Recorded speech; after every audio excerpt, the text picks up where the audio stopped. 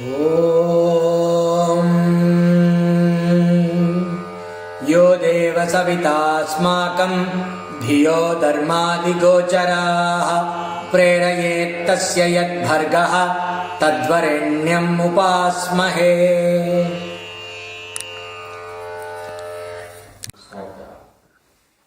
We are beginning the 6th chapter. The newcomers are coming in the right time, where we are going to see the synopsis of Karma Yoga, Upasana and Jnana. The three important stages. See, when a person is undertaking the journey towards the absolute freedom, which is moksha, freedom from all kinds of limitation, freedom from becoming, freedom from the sense of I being limited, freedom from all kinds of bondage, which is also understood as freedom from birth and death.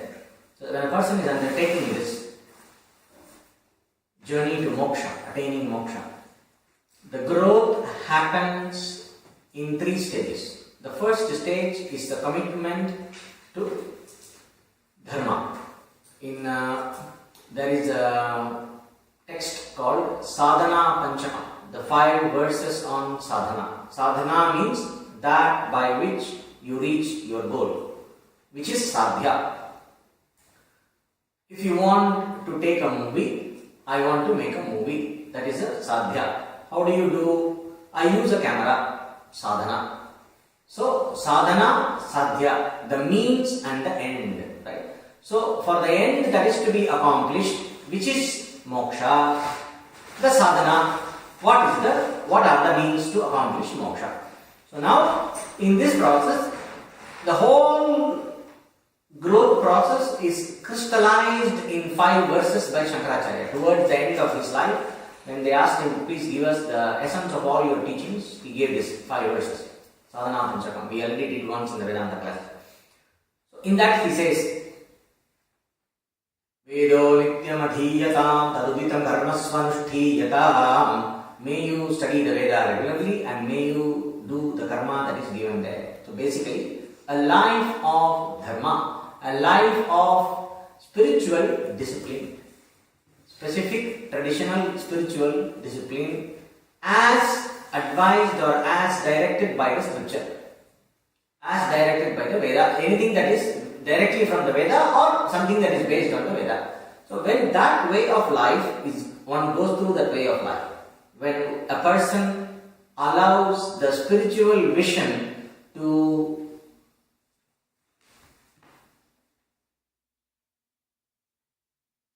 systematize one's own life, when you allow the spiritual vision to direct and make your life systematic and refined, you allow yourself, your body and the mind to go through a refinement process. So that process of refinement brings in the maturity required for using the more direct means for liberation, which is dhyana, meditation and knowledge, upasana. So karma, when I do my karma, I go through the process of purification if I do that karma in the attitude of yoga. So that is the first step. It's called karma yoga. The moment I understand that I am looking for moksha, whatever religious discipline I am following, I cease to do those disciplines for the sake of any fancy result or for the sake of any time-bound accomplishment. When I do mantras, I don't do mantras to get some powers or to get some things done.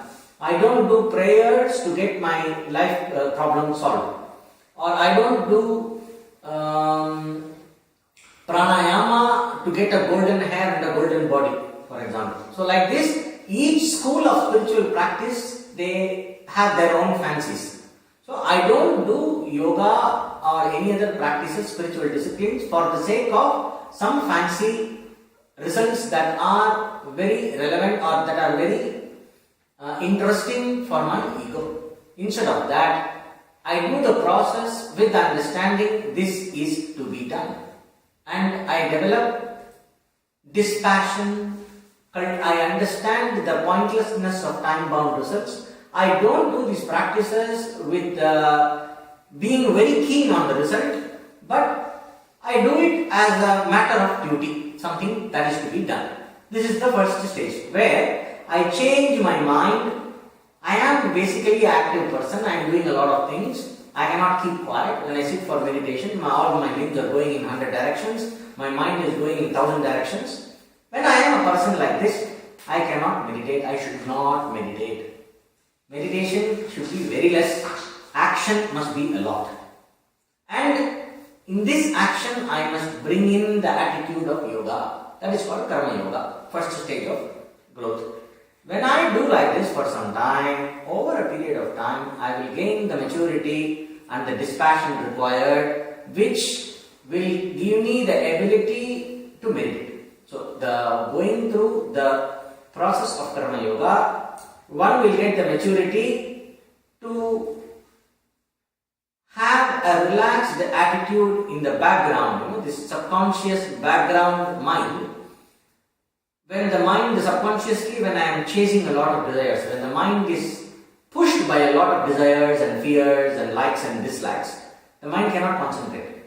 The chitta vikshepa, the mind is moving around all the time. So, the process of karma yoga brings the background noise to a certain level of equanimity and silence. Then the person is capable of meditation. So, when the person is capable of meditation, then you reduce the actions and devote more time for meditation and contemplative practices, which is called upasana, second level. Okay, which is basically called yoga, Raja Yoga, upasana.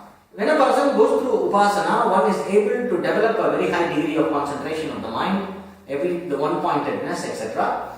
And sense control, mind control, endurance, and all the virtues that are required for listening to the teachings of wisdom. And then the person renounces all other preoccupation and takes to the life of renunciation, which is sannyasa. Karma, upasana, sannyasa. These are the three levels. Sannyasa is not what is, and sannyasa is basically a mind that is able to give up desire itself. So, what is the difference between a karma yogi and a sannyasi? The active person is asked to renounce the desire on the results of action. Because the nature is fundamentally active, this person does not have access to the background noise yet. The clarity is not enough to process the desiring itself. But he has some kind of a clarity that outward mind, the mind that is rushing to do a lot of things, is kept busy according to a way of life governed by the teachings of Dharma. And in that process, he only cultivates a renunciant attitude towards the results and continues to do the action. So, in this process, the background starts relaxing, and there will be a point of time when I will be able to concentrate and meditate. So, when the mind is able to meditate, when a person becomes a contemplative person, not a doer, not a go-getter, but a contemplative person, when the person becomes like that, then one is eligible for the actual renunciation. What is this actual renunciation? Actual renunciation is while a karma yogi gives up the result of action while being active, a sannyasi gives up the cause of action in the mind. This is the most important. That is what we are going to discuss here. The Shankara commentary will discuss this. A sannyasi, a renunciate, is able to give up the cause of action. The cause in the mind, the causal factor in the mind that pushes a person towards action. What is that? The different ego processes and the likes and dislikes and the desires. The person is able to just give up the desire as it is. How is he able to give up? By the power of the knowledge of the self. Through the knowledge of the self, a sannyasi is able to renounce the desiring process itself. So, he is able to remove the seed of action. So, when I am able to renounce the seed of action, when I am able to get rid of the seed of action, there is no question for me to be involved in an active life. So, the mind is not a compulsive doer anymore. The individual who is capable of sannyasa, renunciation. That is, a person who is capable of giving up the desires themselves, which are the cause of action. Such a person is not a compulsive doer anymore. There is no urgency to do things. There is no push to act. The difference is this person can give up all other pursuit and simply sit and contemplate on the truth and listen to the teachings, hours together, days together, years together, without any, without any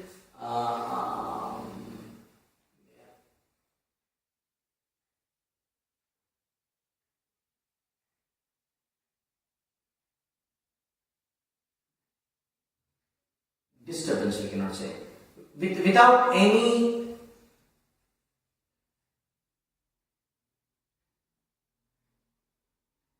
I'm not getting the word. It is the without any vikshepa. Vikshepa means the chanchala, the movement, without any compulsive movement in the mind. So when the person is able to dedicate oneself to the pursuit of knowledge, the whole mind and the body is together. The person who is together. In the previous chapter we used the word yuktaha, yoga yuktaha. Yuktaha means the one who has claimed that all the faculties are together and to be able to be directed by the buddhi. If you see the picture, the famous painting of Bhagavad Gita, the Gita Upadesha, the Gita teaching, there is a painting, it's a famous painting, Gita Upadesha, the Gita teaching. If you go into Google images, you will see one chariot and Lord Krishna, holding the reins of the horse like this, and then looking at Arjuna and showing some hand like this, and then Arjuna is sitting down in the chariot like this. There will be many pictures. So here this picture is very typical. So here Yuktaha means Krishna represents the intellect that keeps together all the faculties, the thinking mind. And then Arjuna is the jiva, the individual who is listening, the ego, let us say.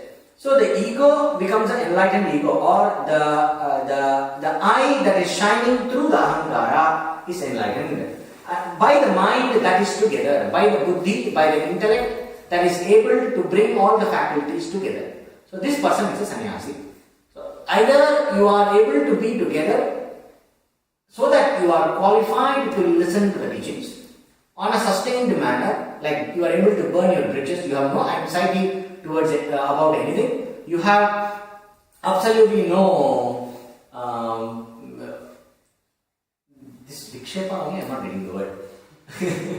you have absolutely no wavering mind. The mind, once you have devoted yourself to the cause of perfecting the knowledge, once you have decided on the course, there is no more wavering in the background. This word, wavering, is what I want. There is no wavering, there is no going back and forth in the mind. There is no indecisiveness anymore. There is no wavering, there is no indecisiveness. And the mind and the body and the intellect, everything is together in the pursuit. This person is a sannyasa. It is not easy. This sannyasa, this renunciation is very difficult to attain without the maturity that comes by the process of karma yoga. So, karma yoga, then the maturity, then the concentration of the mind, upasana, then sannyasa, which is jnana, characterized by jnana. So, all this is the essence of the whole process. So, now we will see that the spirit behind the renunciation itself. No? The renunciation is common by karma yoga. In karma yogi and jnani, the quality of renunciation is common to both. That's what is going to be highlighted here. And then how meditation is a helpful direct means to perfect the knowledge is going to be discussed in the 6th chapter. Okay. Shri Bhagavan Vacha Anashritaha Karma Phalam Karyam Karma Karoti Yaha Sa Sannyasi Cha Yogi Cha Na Niragnir Na Chakriyaha. The one who performs action that is to be done, karma karotiyaha, that is the action that is to be done, not driven by the ends in view. He is a sannyasi. and a yogin as well, and not just the sannyasi who has renounced all fire rituals and who does not perform any other action. So here we have to understand the cultural background, the dharmic background. So here a karmi, a householder, a normal person, the non-renunciate, the active person, is supposed, who lives according to the teachings of the Veda, is supposed to maintain a fire in the house. It's called Agnihotra, Upasana Agni, Agnihotra Agni, like that. There are different fires the person has to maintain. And the job of the wife is to actually help him to perform these rituals. So the whole life is centered around these rituals, if you are a Brahmin. Then, if you are a king or if you are an administrator or a cavalier, then the rituals support. So you have the ritualistic life plus the duties that you are supposed to perform, which is along with that you have to do certain basic rituals. So there are certain basic rituals which are based on the fire, which is to be maintained by every householder in the Vedic culture. From that background it is coming. So what we can do is, the Agni, the fire, renouncing all fire rituals and does not perform any other action can be taken as, for our context, the one who is living an active life, a householder, the one who has an active life, must live the active life religiously. Let the religious, spiritual knowledge govern your everyday life. Don't live your everyday life based on your whims and fancies. Don't do something because I like and not do something because I don't like. So when this is exactly opposite of what is happening in the Western world, the so-called secular world. People do something because, why do you do this? Because I like it. Why you don't want to do? Why you are stopping that? Why you don't want to do it? Because I don't like it. That is what he said. I like it, I don't like it is not the criteria which decides the action, the course of action at all. For a spiritual person, the criteria that decides the course of action is not I like or dislike first, and also not whether the action will be successful or not. With my best knowledge, I will choose a course of action which is reasonably having the possibility to be successful. Of course, nobody wants to undertake an action that is going to be totally useless. So I will do something, but the success or failure alone will not decide my course of action. Sometimes some things have to be done even though there may not be success. Sometimes even without doing much you can get the success, but it is better to do the best. There are situations where without giving your best still you will get the result. No, keep it going. To keep something going, you don't need to give in your best. But a yogi is a person, once having committed to the action, that person will give the best. So the success or the carrot that is hanging in the front will not decide your speed of running. I have to run, I will run to my best, carrot or not. This is first. And the second, am I running in the right direction? So first when I decide, am I running in the right direction? What direction am I running? The direction is not decided by the possibilities of carrot alone. It is decided by a lot of factors which is given in the teachings of Dharma. So what action I will do is decided by Dharma, by the teachings of Dharma. And teachings of Dharma does not mean only this what you know as this from Buddhism, this Dharma of meditation. Dharma does not mean only Buddhism. Dharma means that wheel of cause and effect that sustains this world.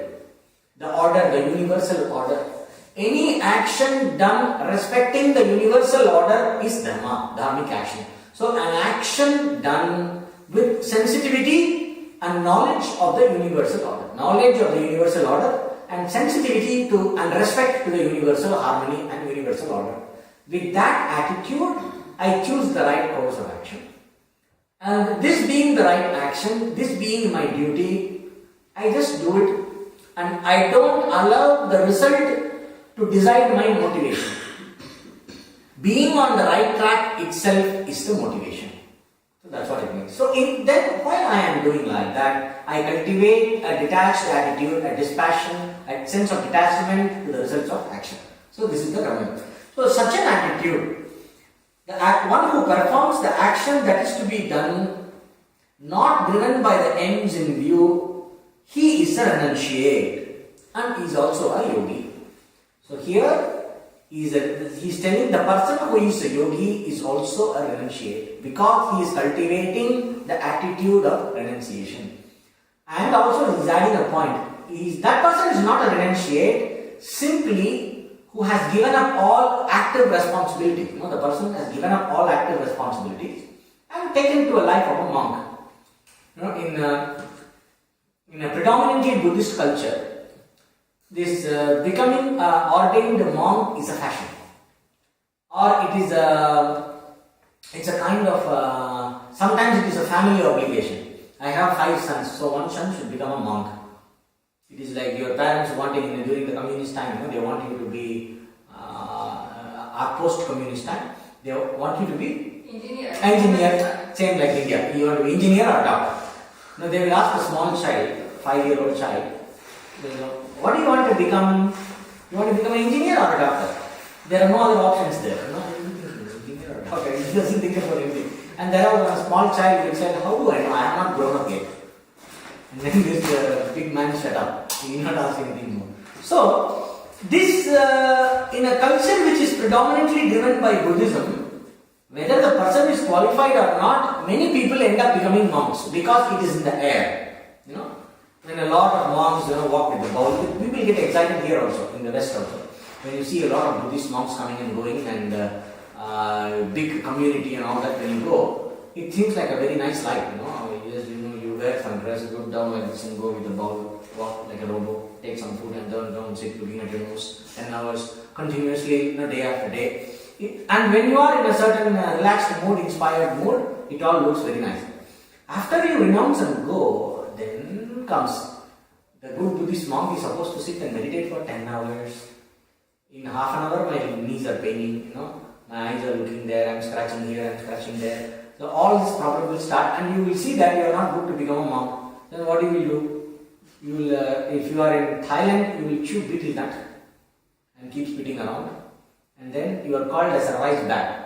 I heard from George, he told me that they call these monks as rice bags. They became monk because it is easy to get food.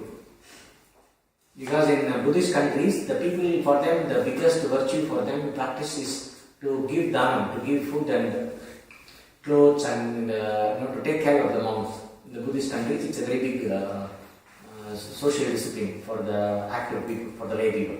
So the monks have a very nice life. So many monks become monks for the sake of rice bowl. They are called rice bowls, rice bags. They are for the sake of getting food when you are hungry and get an easy way to get food. This problem will come. So, this is not only in Buddhism, it was there long back, 2000 years, 1800 years back when Shankaracharya was there, 2300 years back when Shankaracharya was there, he wrote this text called Bhajagovindam, very famous, Bhajagovindam, Bhajagovindam, Govindam, Bhajamudamate, Samprapte, Sannihite, Kale, Nahi Nahi Rakshati Dukrin Karane, like that what comes, very famous. You can get in the YouTube. It's a nice composition with lyrics, meaning.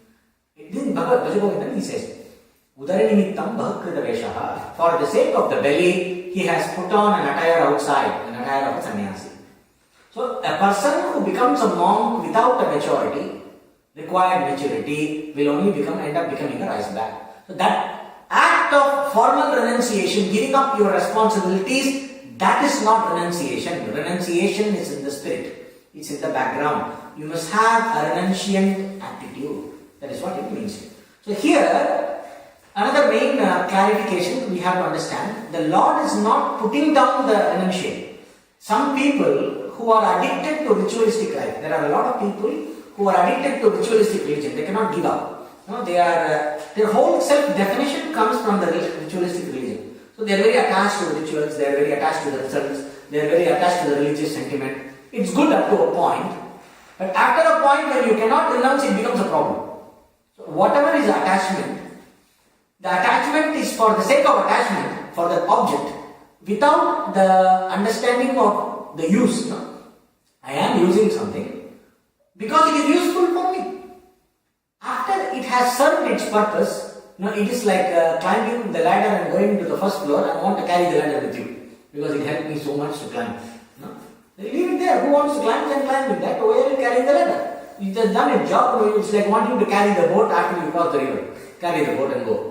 No, it's nice. I like this boat. This boat you should not leave because they said the person, or you carry. Suppose let us say a person who is committed to crossing a flooded river.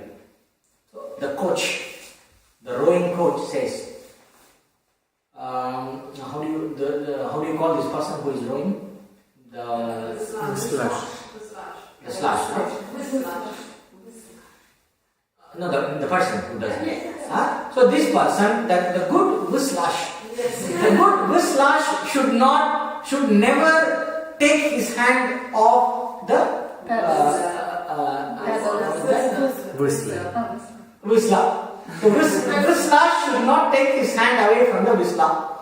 That is the aphorism, commandment. So let the good in English, what is this called?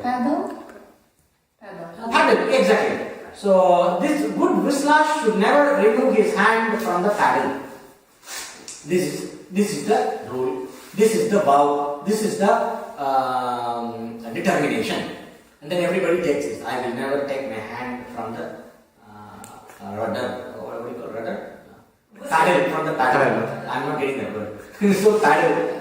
So you remember that. You have crossed the river, you have come, everybody is over. Then you carry this. Detach it from that and carry it. Hey, where are you carrying that? My teacher said I should never leave the paddle. That is only applicable till you cross the river. You cross the river, the boat is there. What for you are carrying the paddle? To eat mosquitoes? No, in the forest. So the ritualistic people who are addicted to the ritual, they carry the ritual too much. So for that, in that, those people, they tend to say, see, what Bhagavad Gita says. Bhagavad Gita says, the real renunciant and the yogi is a person who is doing all the duties and renounces only the result. Bhagavad Gita is the teaching of yogic action. Bhagavad Gita does not talk about renunciation. Bhagavad Gita says you should not renounce. Nowadays they use this for people who are addicted to worldly life. Because you are addicted to worldly life, you want to show yourself as spiritual, and you have a complex seeing all the people who are monks. Then they say, what is there in all these monks? Why should you become a monk? You don't need to become a monk. What Bhagavad Gita says? Bhagavad Gita says, do your duty. Bhagavad Gita never says renounce. See, chapter 6, first verse, he says, he is not a sannyasi who simply renounces. Only that person is a sannyasi who renounces the result while being engaged in the correct action. Please do your duty. That is renunciation. That is wrong teaching. He is not saying that. What the Lord is saying is, he is not putting down renunciation in front of karma yoga. He is putting down namesake renunciation without the renunciant attitude in front of karma yoga. He is distinguishing the real factor, the determining factor of renunciation. He is churning this concept and taking out the essence of renunciation. So he said the essence of renunciation is not simply leaving things. The essence of renunciation is the attitude. So, a person who is a karma yogi, the person who is doing the right actions, very important, doing the right actions which is decided and dictated by Dharma, in the spirit of renunciation, that person is the true renunciate and the true yogi, not simply the person who renounces everything and goes. That is the meaning here. It does not mean renunciation is less than karma yoga. Here, renunciation, the proper mature renunciation along with all the practical renunciation. A person with the renunciant attitude plus practical renunciation is of course higher than a yogi. That is considered as the highest achievement of life. According to all the Vedas and all the Puranas and all the Itihasas, according to all the scriptures, renunciation, the true renunciation is praised a lot. But it is important to understand the spirit of renunciation. So, to bring out that, in order to drive home the fundamental spirit behind renunciation, Lord gives this comparison. It should not be understood as he is putting down renunciation and praising Karma Yoga. No. He is clarifying renunciation and says that factor of renunciation is the same for a Karma Yogi and a sannyasi. There is no negotiation when it comes to renunciant attitude. You cannot buy who you are. This is the meaning. Okay. Then the next one. Yam sannyasam iti prahur yogam tam vidhi pandava. Nahyasanyasta sankalpo yogi bhavati kaschana. What they say as renunciation, know that to be karma yoga, Pandava, because anyone who has not given up desires for limited results like heaven, etc., does not become a karma yogi. So, what they say as renunciation, know that indeed to be karma yoga. Understand the renunciation to be karma yoga, Pandava, means Arjuna. Understand what all the sages and saints are talking as renunciation is fundamentally karma yoga only. That is what they mean by renunciation. For example, you have a verse in Ishavasya Upanishad. It says, Akarmana prajayatanena tyageneke amrtattvamanasoho. Not by action, not by money, not by progeny, not by people, and not by relationship, but by renunciation alone immortality is attained. This we chant when we receive a monk. When a monk comes to the house, he will carry a pot of water with a lot of leaves and coconut, and then we chant his mantra and bring the person inside the house, where the person is reminded of his commitment. In the house, I will have a lot of things. I have a plasma TV, I have a nice couch and all that. Don't worry about all this. This is all impermanent. Only by renunciation alone you attain the highest, not by all these things. So when he comes into the house, you remind the person of the renunciant attitude. And also you look up to the ideal of renunciation when you receive a monk. And you see that all the wealth and everything that I have is nothing but it is meant to serve my quest for liberation. So this understanding. For this sake we use. Now, this actually means practical renunciation backed with the attitude of renunciation. This is what it means. But in essence, what it means only sannyasa. It means only the renunciant attitude. So he said, karma yoga is fundamentally constructed around the attitude of renunciation. Only a person who has renounced every other pursuit and has committed to moksha alone as the pursuit. Not moksha as one of the pursuits. Moksha means liberation. The person who has committed to liberation as the only pursuit. Only such a person is a karma yogi. I want liberation, okay, I want little bit that, little bit this, little bit wealth and no, this will not work. Whatever I am doing for the sake of purity of mind. Whatever result comes, it comes according to the God's will. I am not interested in anything. All I am interested in is only liberation. Swami Vivekananda had a problem once when he was a young person, when he was under Swami Ramakrishna. There was no food in the house, his mother was starving, family was starving, and peak of poverty. And he did not know what to do. So he went and cried to Ramakrishna, please do something, You are talking with the goddess every day. Kali is talking to you all the time. Why don't you talk to Kali and solve my problem? Why should I talk to Kali for you? Go and you talk by yourself. She's hearing. He's there. Go and talk to the mother by yourself. And then he is waiting outside. Let's see what this fellow does. Because Vivekananda, he says, was a rishi from past life and he is born perfect. That's what Ramakrishna used to say. He is born with a perfect mind. That yogic mind. So he goes there. Once he looks at Kali, he forgets all the problems. He prays only, Mother, give me renunciation. Give me purity of mind. Give me discrimination. Prays that and comes back. Ramakrishna says, did you pray? No, I could not ask. I prayed only for this renunciation and discrimination, and I could not pray for any worldly thing. Hey, what is the big deal? Go try again. And then he goes there. Next time, again, he could pray only for renunciation. He could not pray for, for please give me some food, give me bread, all these kind of things. They do prayer, God give me my everyday bread. A mature person cannot pray like this. You are not bothered about your everyday bread because you know man does not live by bread alone. That is also that. So here, actually this prayer, give me my everyday bread, is not asking for bread. It is recognizing that my everyday bread comes from Lord. It is a prasada buddhi. It is the attitude that whatever I eat is not my earning. God gives me what I want because God gives me the result of my karma in the form of sustenance of life. I have not, I am the breadwinner of the family. That ego, that ahankara, that attitude that I decide my things, I get what I want. Instead of, to soften the ego, you recognize whatever I eat comes from the Lord. It is for that attitude sake. It is not for praying for bread actually. I just use it for humor.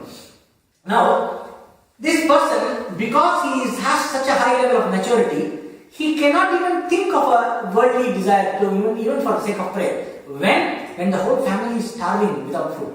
Not when he is comfortable and he is eating 3 times a day and he is asking for enough money so that he can go on a holiday this summer. That's not what he is praying for. He is praying for food, everyday food. That he could not pray for because he sees the pointlessness of that. That is renunciation. So a person who is devoted to moksha does not look for any time-bound result. His mind is only on liberation.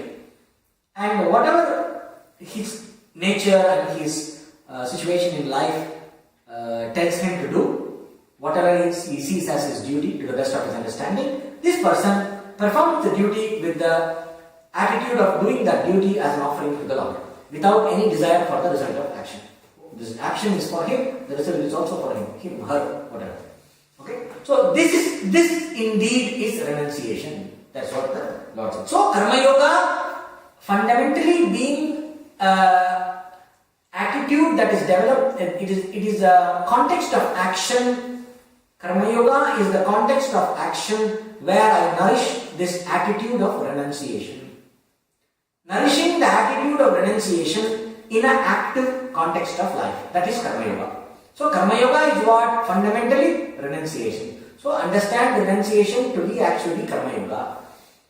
For example, why he says this? A monk in India, a Paramahamsa sannyasi, will go to beg. You are supposed to eat your food only by begging. So when you are begging and eating, you are doing action. When you are hungry, you will say, I am hungry. So you are going and Bhagavad Dehi, a lady of the house, please give me food. And somebody comes and gives you food. Then you eat and go back outside the village and continue your meditation or your study, whatever. Now, this person is also doing action.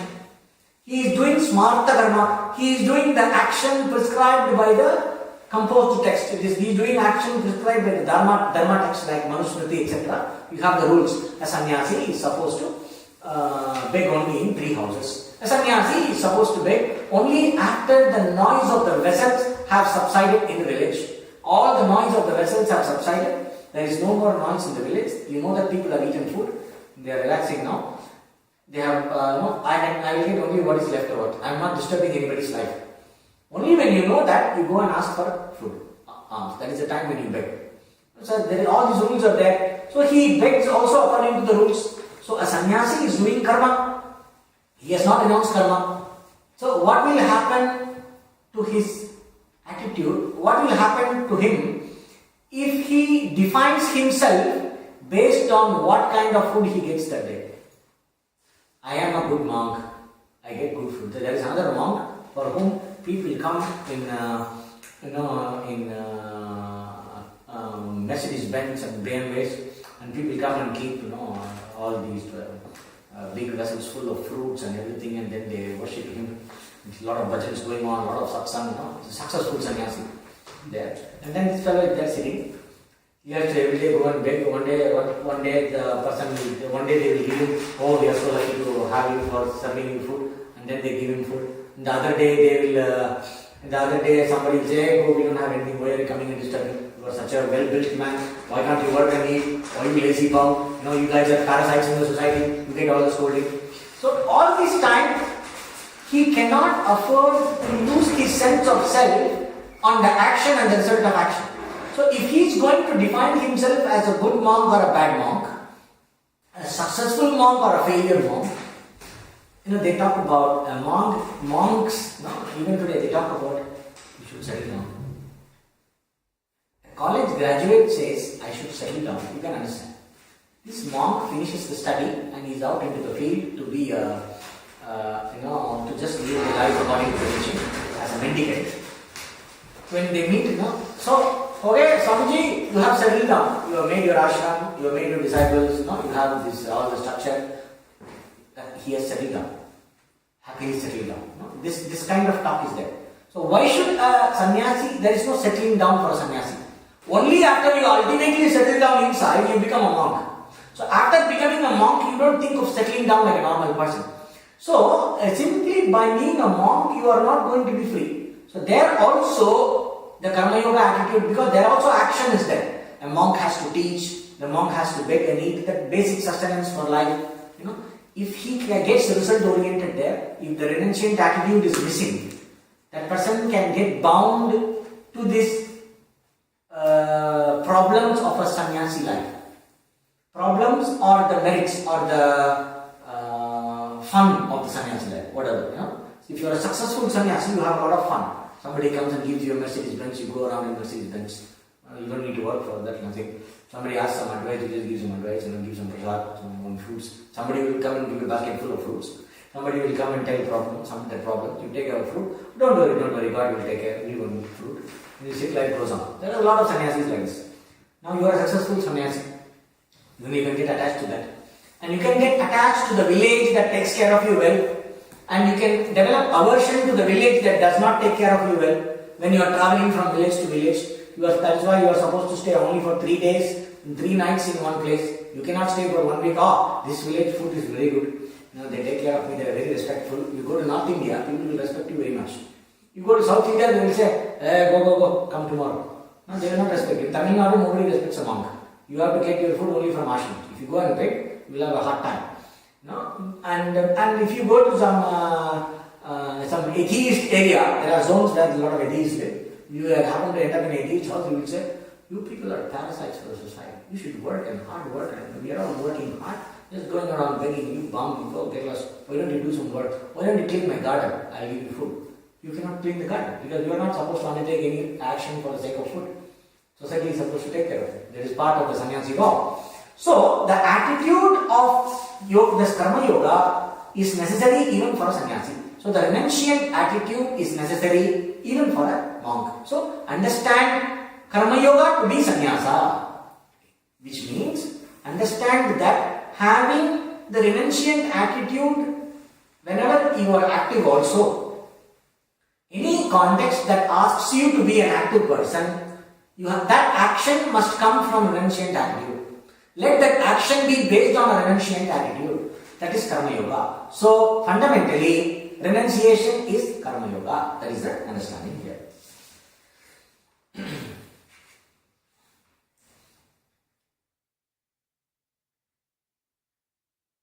Arurukshor yogam karma karanam uchyate yogarudhasya tasyaiva shamah karanam uchyate.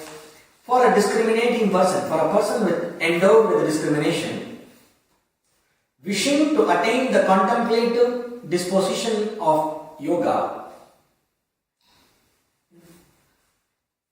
the yoga of meditation, karma yoga is said to be the means. That's what we discussed in the beginning of the class. For the person who has already attained this yoga, total renunciation alone is said to be the means.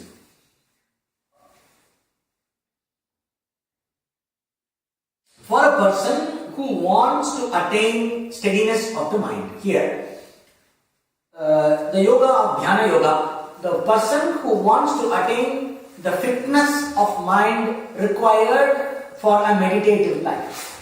One who is wishing to attain the required fitness for meditation, for that person, Karma Yoga is the means. Here talking about two kinds of sadhya. Sadhya means result. For a sadhya, sadhana, effect, cause. Okay? What is the effect I want to achieve? The effect of having a contemplative mind. The mind that is capable of contemplation and concentration. A meditative mind. To have a meditative mind, what should I do? I should go for meditation camp? No. I should live my everyday life in a mature attitude. Develop the attitude of maturity. Develop the attitude of renunciation in your everyday normal life. Whatever things you have to do. There are things that you understand, these are the things I have to do. These are the things I need not do. But it's okay to do. These are the things I should not do. I better not do. Like this, there are some things in everybody's life. No matter who you are, there are things that you have to do. There are things that you may do. There are things that you should not do. Now, usually my mind wants to do the things that I don't want to do because it's nice. My mind does not want to do the thing that I am supposed to do because it's so boring, it's so dumb. Who is going to do this all the time? What is this life, horrible life? There are things that I may do, I need not do, but I am very keen on doing all that. And suddenly I see that I am full of commitments, I don't know what to do now. All this problem is there. So, why this happens? Because the buddhi, the thinking faculty in the background is not decisive. It's not clear about purushartha. Purushartha nischaya is not there. What I should attain. What am I working towards ultimately? That is not clear. Because that is not clear, what do I ultimately want from my life? What do I ultimately want? That is, what is of the highest value to me? That is not understood properly. So because of that, I am carried away by the different stimuli and the habit patterns. Different stimuli from the society, different stimuli from situations that I face, different stimuli from the sweet shop, different stimuli from the supermarket. Everything comes in and invokes all my samskaras and vasanas that are stuck in my system. That all the habit patterns and conditionings that I have cultivated over millions of lives, all that is there. So every time a stimuli comes, immediately it comes. A nice news, latest summer collection, Emporio Armani. You are walking the road, with Emporio Armani is the latest summer collection. The moment you see the dress, it's like, your kundalini goes up. They say, when the yogis see the Lord, when the yogis who are good in meditation, when they see the image of their favorite form of God, the heart lotus opens up. The heart lotus is like this. It becomes like this.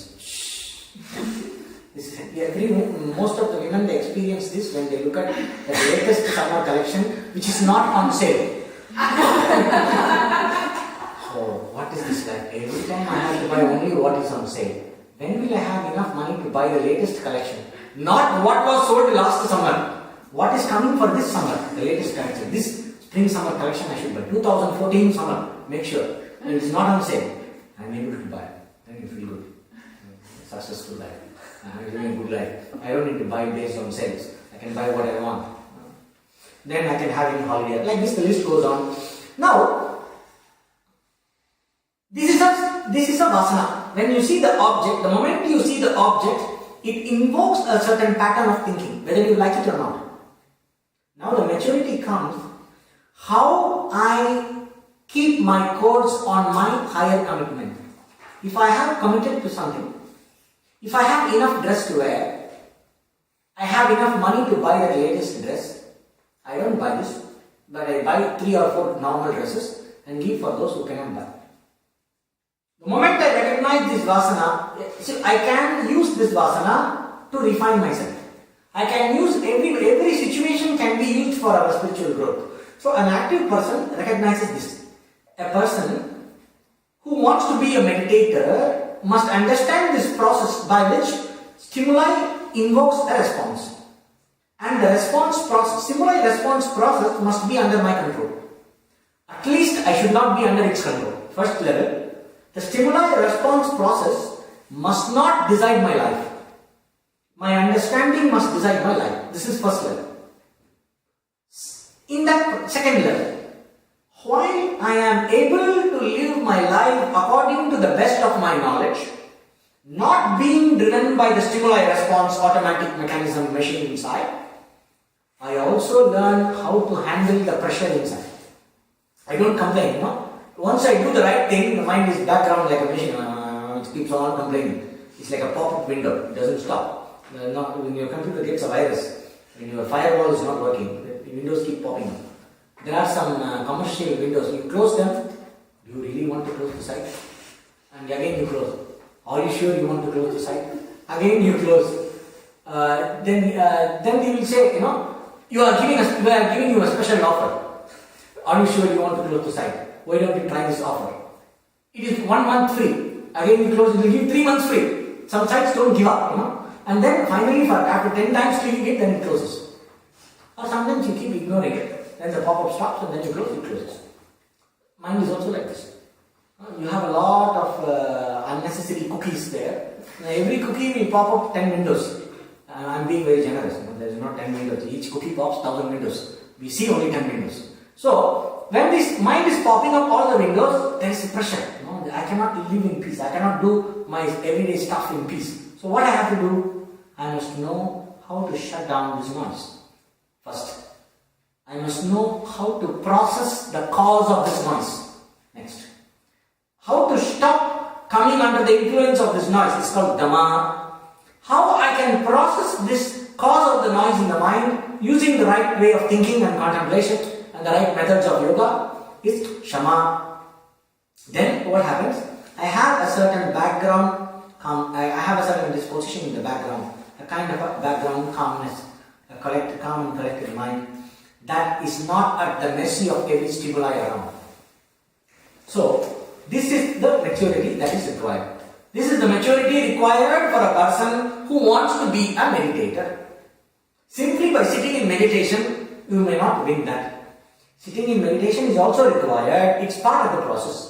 But what is the main karma? What is the main reason to develop this? Karma karana uchyate. Karma here means the to be done action. The action that is regulated by the knowledge of Dharma. Karma equal to Dharma.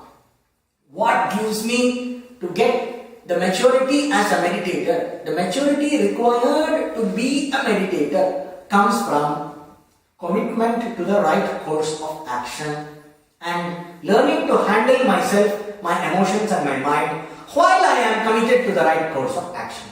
This gives me the meditative disposition. This is first. Okay. Now, for the person who has already attained this yoga, total renunciation alone is the means. If I have already attained, here he is talking about means for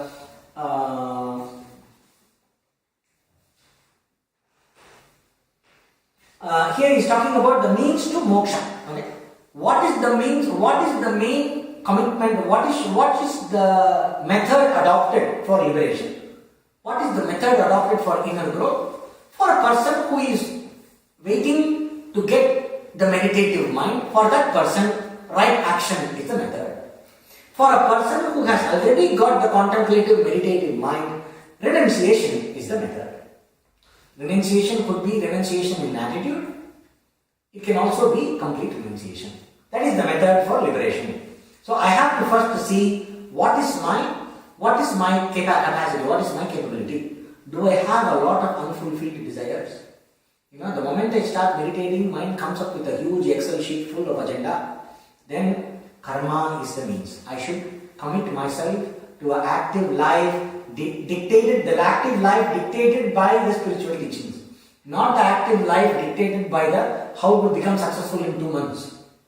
These American books. This is not what, because it's very important, because we have to understand. A person who is yet to develop the meditative mind. Karma is the means. Here, karma is to be understood very clearly. It is not any action. Okay? I should live an active life doing, or somebody said you should do selfless service. It need not be selfless service. It can be a very profitable business. Nothing wrong with that. But my eye is not in the profit. My eye is in self-cultivation while I am engaged in the profitable business. So the yogic attitude backing my action, keeping myself active in the right direction. While I am active in the right direction, I develop equanimity towards the results of actions. And I do the actions very well. And I have this equanimity towards the results of action. And when I receive the result of action, that is, once I decide the right course of action, my equanimity towards the result of action allows me to focus on the action. It allows me to focus on what I have to do now, and I am able to do it well.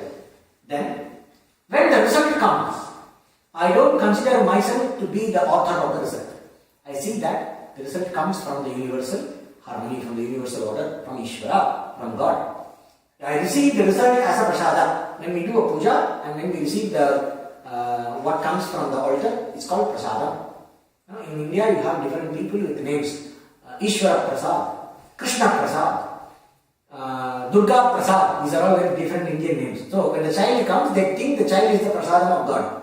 So he names him Prasad. So it's a very famous Indian name. So there are a lot of prasads in India. You know what, depending on whatever is the prasad, Chandrasekhara Prasad. So that person was a devotee of Kanchi Shankaracharya. So after they took his blessings, the wife became pregnant and they got a son. Then he becomes Chandrasekhara Prasad. He is the Prasad from Swamiji. He is Shiva Prasad. I go to a Shiva temple, I do a lot of rituals and prayers, and then I get a son. Then the son becomes Shiva Prasad. Similarly, whatever you get, success or failure, no matter what it is a desirable result or an undesirable result, I take it as a gift from the Lord. This attitude, these three put together is karma. That is what is called here. So this alone is the means for a person who is not yet contemplative. For a person who is already contemplative, who has already obtained the maturity of the mind, who is able to sit and meditate for hours together, the one who is able to study and listen to Vedanta and not bored, that person, the one who is able to be completely contained within oneself, does not depend upon happiness, does not depend upon entertainment, does not depend upon outside things for satisfaction. The one whose limbs are not restless, the one whose limbs are collected, the one whose mind is concentrated, and one who does not depend on external factors for the sake of satisfaction and happiness. Such a person, what is the appropriate means for liberation? Sannyasa. Renounce everything, take to a life of a renunciate. You are qualified. So one has to ask this question for oneself. So only oneself can decide, or with the discussion with your teacher, the decision can be done. So that's what he said. Then? Can you repeat the three again for the Karma Yogi? First, Kushalanam Yoga is dexterity or skillfulness in the choice of the right course of action. Developing a neutral, objective state of mind that helps me to make a wise decision. A decision that is driven by dharma. A decision that is driven by spiritual teachings. A decision that is not driven by my likes and dislikes alone. See, when the spiritual teaching is used for decision making, I may like it also. So don't become self-punishing. Bhagavad Gita says I should not decide what I like. So because I like, I will not do. Not like that. If you like, it also happens to be according to Dharma, you can do. You don't need to punish yourself by doing all the things that you don't like. Like Opus Dei, putting all these camps for torturing, corporeal mortification and all I read in Da Vinci Code. Like that. You don't need to do that. What is told here is the skillfulness in deciding the right course of action, primarily driven by the teachings, not driven by one's own likes and dislikes. Then, having decided my course of action, developing a relaxed attitude about the result, not considering that I am doing this action for the sake of the result, but I am doing this action because I have to do this action. It is to be done. That is understanding. Sattvic attitude. And I do that action as an act of worship. They say work is worship. No? I do this action as an act of worship to the Lord. So whatever I do, if I have to cook food for 10 people, that cooking the food is an act of worship. How I do puja, I offer the flowers and all that and do the arti and everything. It's an attitude of worship there, right? Similarly, every action you do, every action that you have decided wisely, which you do it as a ritualistic worship. So every action becomes a ritualistic worship. Then, the result of the action comes, whether you like it or not. So when the result of the action comes, I take it as gift from God. Ishvara, the universal order, is the reason for this result, not me. I am not the decider, I am not the one who decides this result. I am not the one who caused this result. The action caused the result according to the universal order. So it is Lord's gift for me. When I take it as the Lord's gift, when your child draws something, some painting, the children draw this picture, they like you very much. And they want to give you something, they don't know what to give you. They will draw one funny picture. From the painting point of view, it might look ridiculous. But it comes and says, see, I want to give this to you. And it will come and give it so much love.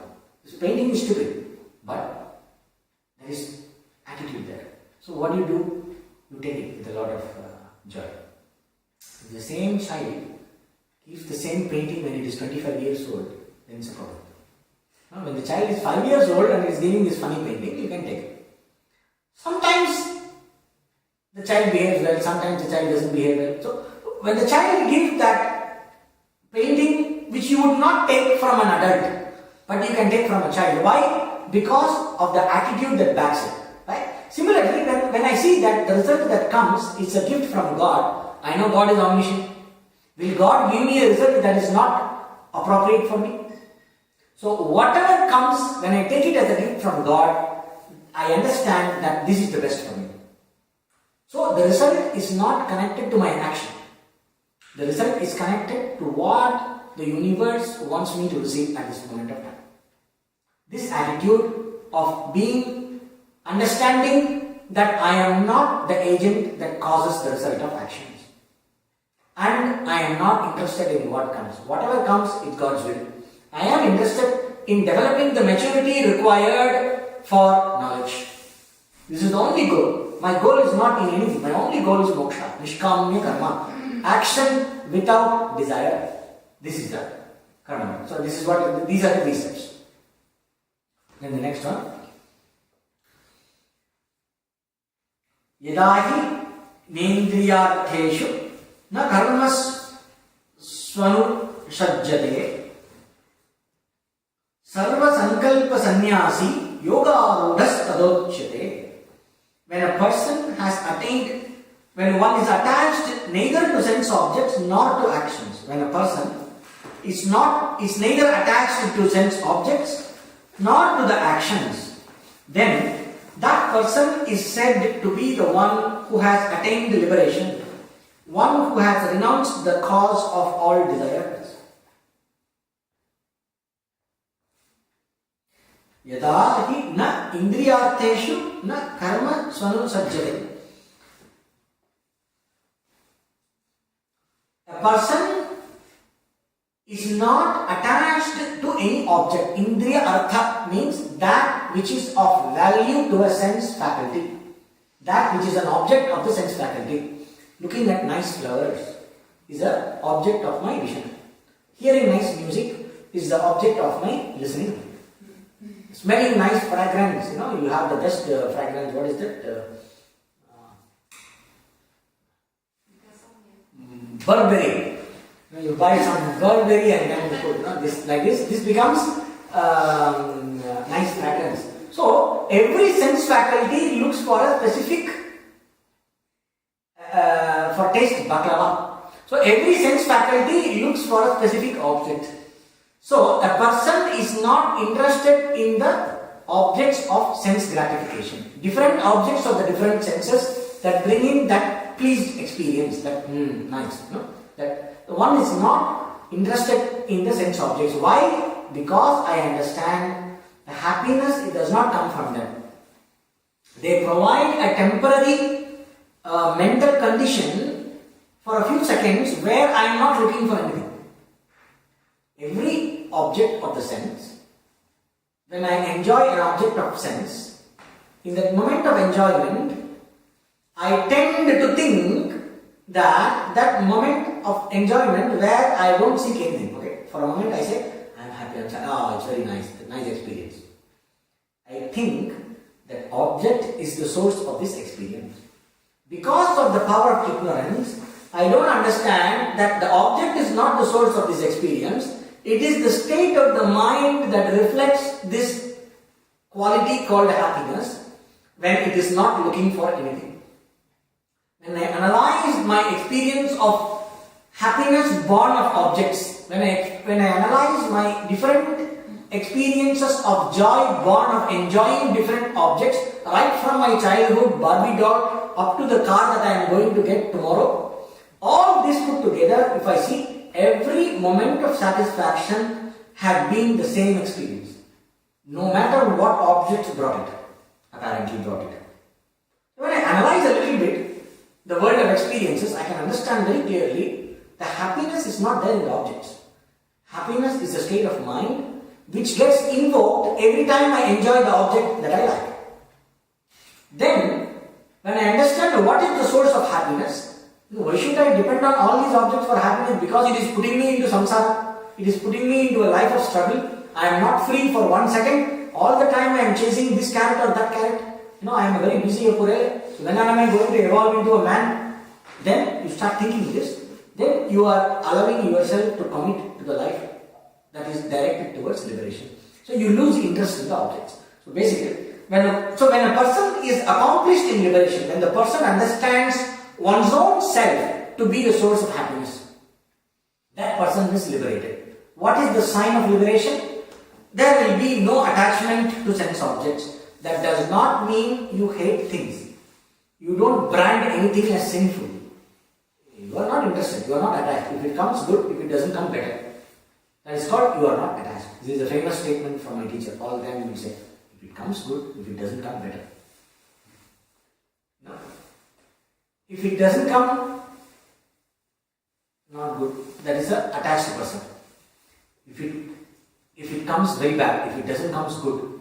That is a hater. This is an anti-world person. No? Both of these will not work. If it comes, good. It comes. So what? It doesn't matter. If it doesn't come, better. I am free of one more object. So this attitude. This is a sign of liberation. When a person has lived the reality of one's own self, that is liberation in the mind. This experience of liberation will make sure that, or this wisdom which is liberation, makes sure that there will be no special interest in any object. The mind is not attached to the objects of the senses. That means concentration is automatic. The mind is not running behind things. No stimuli can be strong enough to invoke a response that you cannot control. No stimuli in earth or heaven is strong enough to invoke a response that is not in your hand. That's what it means. Okay? And then the second. Nor is this person attached to action. Sometimes, I read a news yesterday, very interesting news. There is a woman in London who is addicted to pregnancy. What all addiction people get? She's a surrogate mother. The surrogate mother, you do this artificial insemination. There are lazy women who cannot carry, or there are women who are not able to carry, so they take another woman's help. Surrogate mother. So maybe she did it a couple of times. She got addicted to this experience of pregnancy. She wants to become surrogate mother again and again. Then this is news. Maybe she went to a therapist. The therapist brought it to the media. This woman is addicted to becoming pregnant again. She wants to have as many children as she can till her womb falls down. This is her statement. Addiction is a certain effect of tamas. What we have in the buddhi, there is a guna, there is a nature in prakriti that is called as tamas. Tamas means it's a power of darkness that clouds your understanding. Okay. And it puts you on an inertia mode. Inertia mode means if you do something, you want to keep on doing it, you cannot stop. Obsession. They say OCD, obsessive compulsive disorder. It's one form of tamas. So addiction to action. Workaholic, if you are a Japanese, most likely you are addicted to action.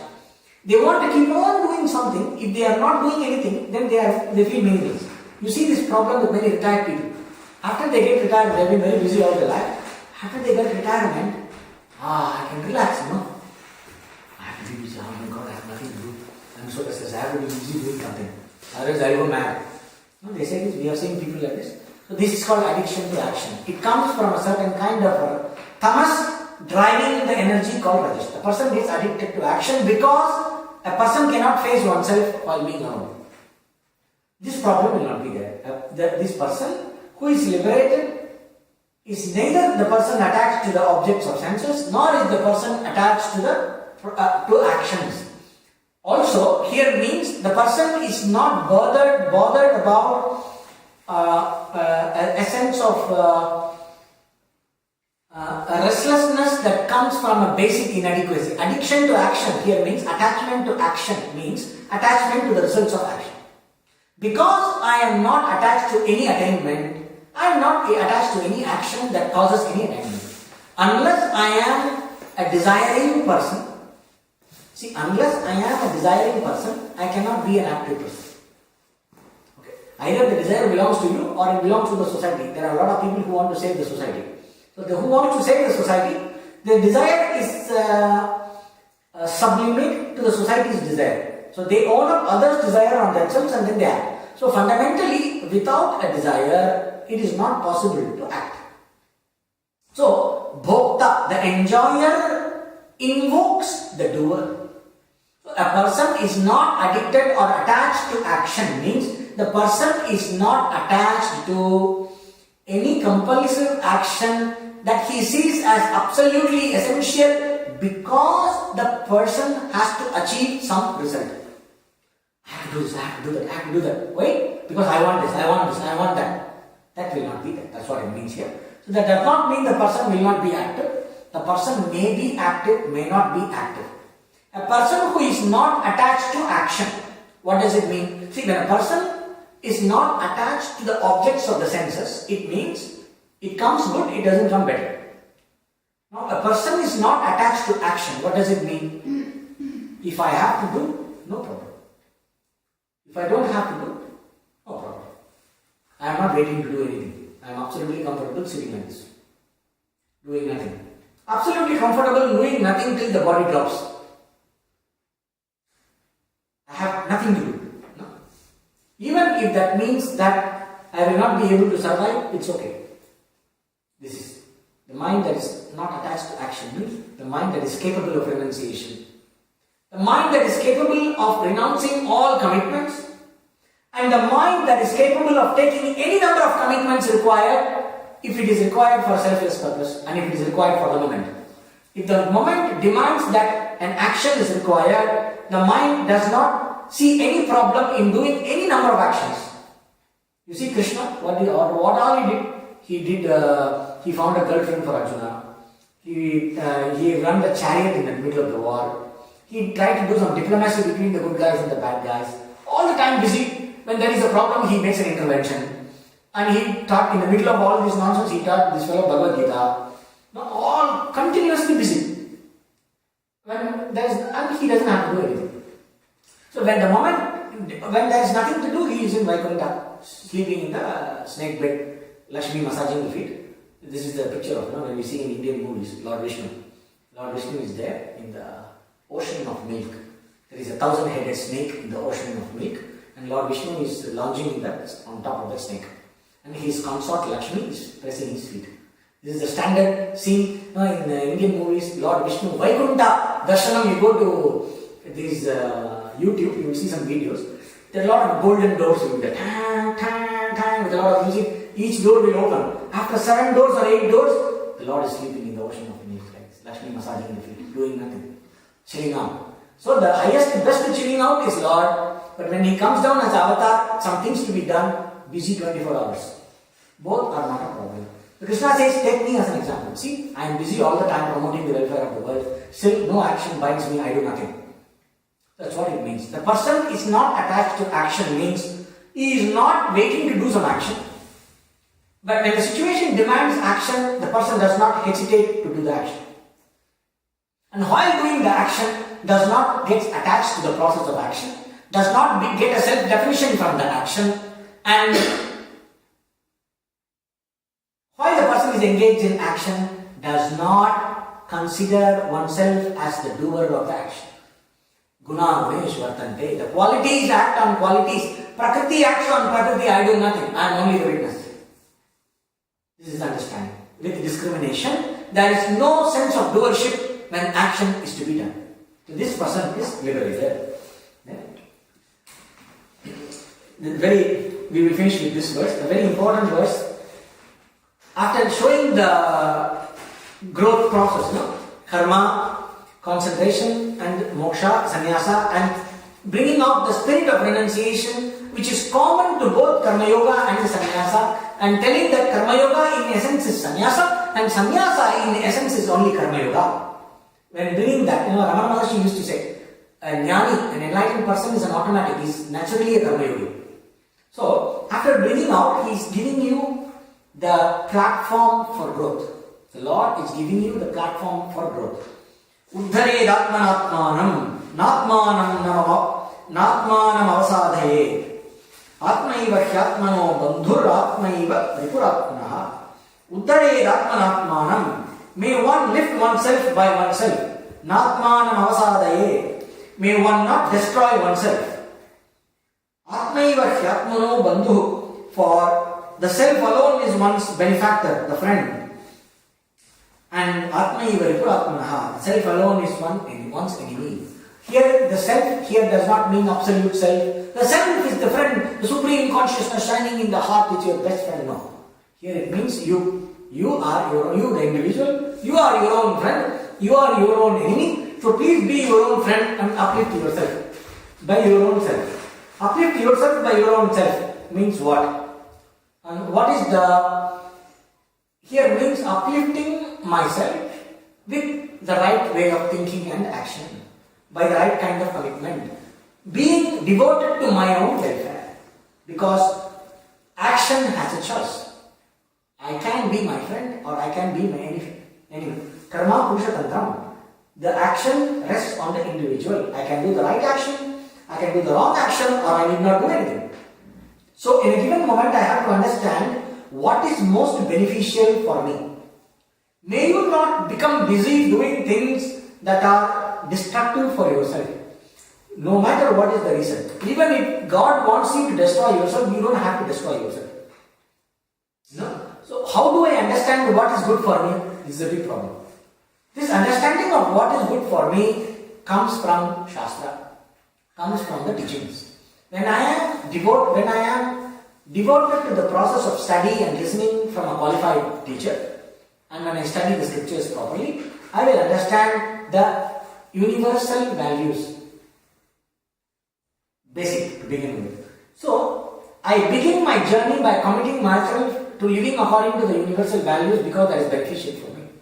I have to understand this is beneficial for me. Initially, if I don't understand, I need to have the trust till I understand. Like this, it is a big process. This process of how to uplift oneself by one's own self, not to be the enemy of oneself, but to be a friend of one's own self.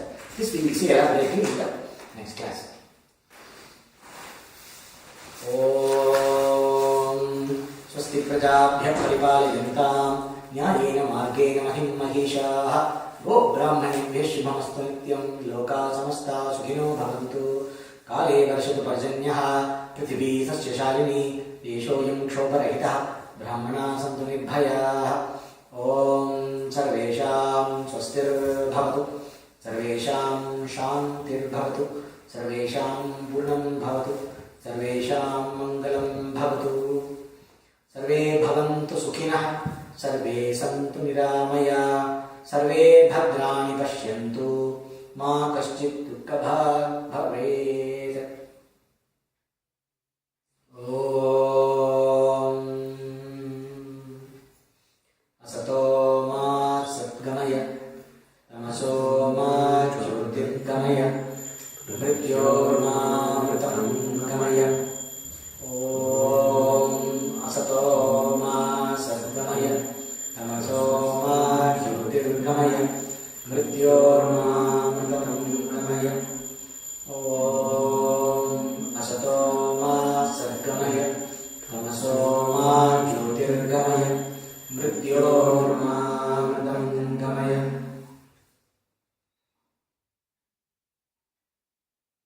Om Shanti Shanti Shanti.